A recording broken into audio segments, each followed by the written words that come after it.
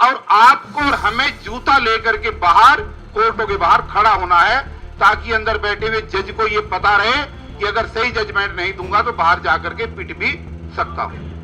कि supreme court के अंदर बैठा हुआ जज वो जज नहीं, ठग है, और वो देश के प्रधानमंत्री के हाथों में बिका हुआ गुलाम है।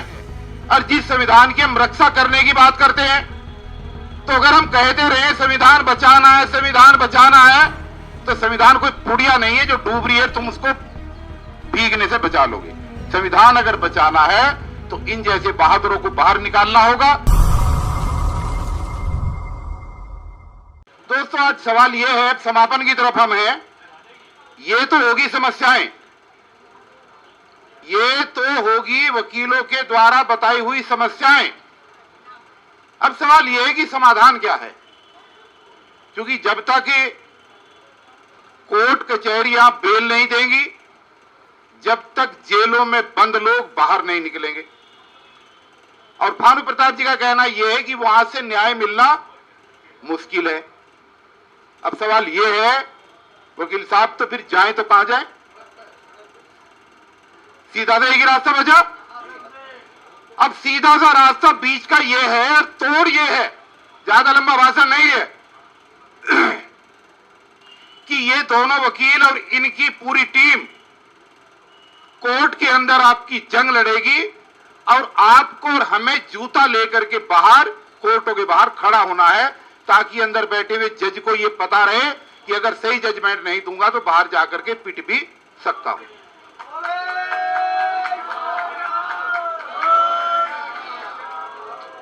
जब तक हम इस लाइन पे अब नहीं चलेंगे, जब हमें पता है कि सुप्रीम कोर्ट के अंदर बैठा हुआ जज वो जज नहीं, ठग है, और वो देश के प्रधानमंत्री के हाथों में बिका हुआ गुलाम है, और जिस दिन उसका रिटायरमेंट होता है उसी दिन वो राज्यसभा का एमपी बन जाता है।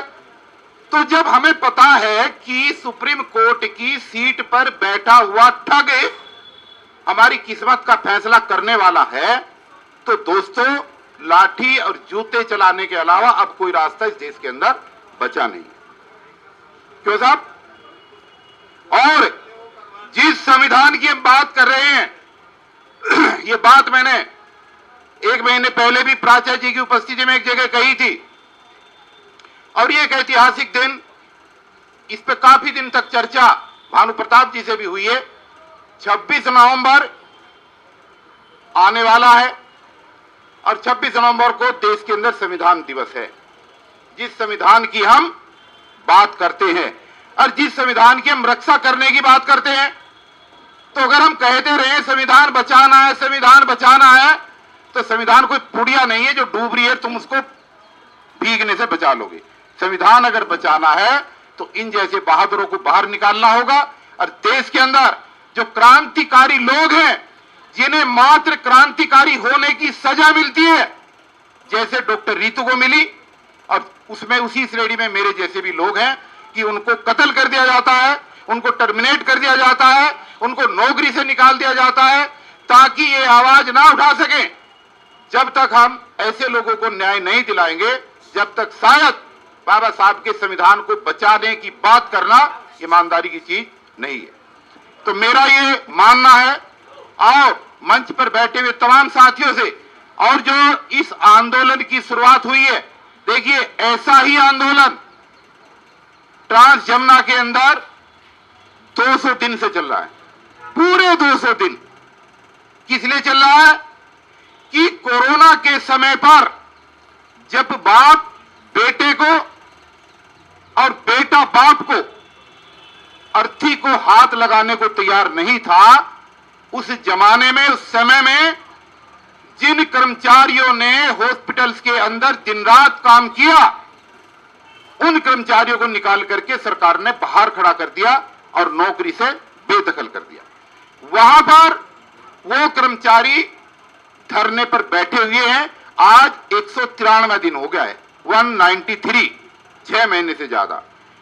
तो ये जो गम है, ये अलग अलग जगह का गम है, और जब सारे लोग एक जगह इकट्ठा होंगे तो निश्चित रूप से देश के अंदर क्रांति ला सकते हैं हम लोग। इसलिए मेरा मानना यह है प्राचा साहब, और मेरा मानना यह है भानु प्रताप सिंह जी, रीतू जी, कि 26 नवंबर की डेट घोषित करके एक बार सुप्रीम कोर्ट का घेराव की घोषणा कर देनी चाहिए हमें, जब भी जाकर के बात बनेगी। और ये 3 महीने तक जब हम तैयारी करेंगे, अभी हमारे पास सितंबर, अक्टूबर, नवंबर पूरे 3 महीने हम इस लायक है कि 3 महीने के अंदर हम सुप्रीम कोर्ट का बहुत अच्छी तरीके से घेराव कर सकते हैं। और ये जो हमारी साथ चीजें हो रही हैं, इनके ऊपर जो है देश को जागृत करने का काम कर सकते हैं कि अगर सुप्रीम कोर्ट के अंदर बैठे हुए जज अगर निष्पक्ष नहीं है, ईमानदार नहीं है, तो इस देश की जनता आखिर जाएगी कहां और न्याय मिलेगा कहां और किसके पास जाएगी।